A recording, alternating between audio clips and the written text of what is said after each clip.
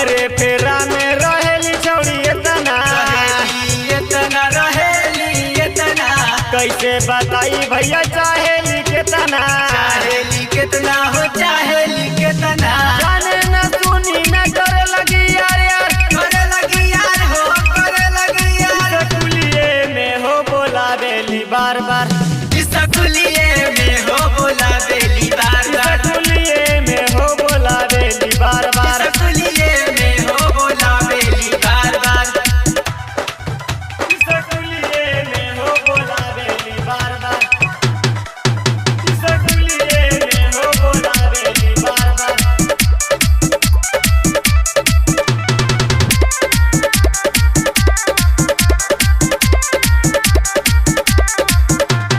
कितने दिन से तो हिया उपासल डोरी सुखाइल जाता है पियासल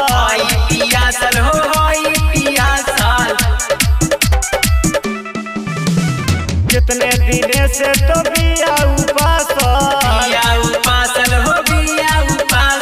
डोरी सुखाइल जाता है पियासल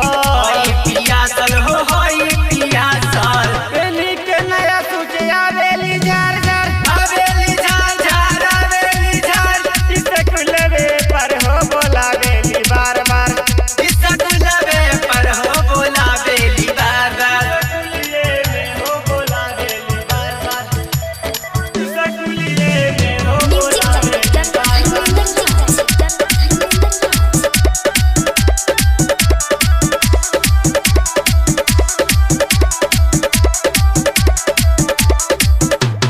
नील पर गति नहीं फेरा में पड़ी है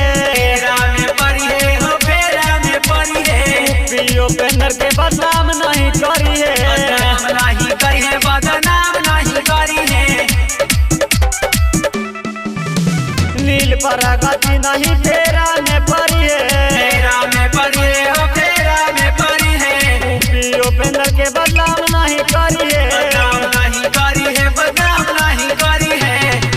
अब से मैं करा दे तो छौड़ी हूँ मार मार स्कूलवे पर हो बोला बेली बार बार रिकॉर्डिंग बाय खुशहाली म्यूजिक स्टूडियो 100।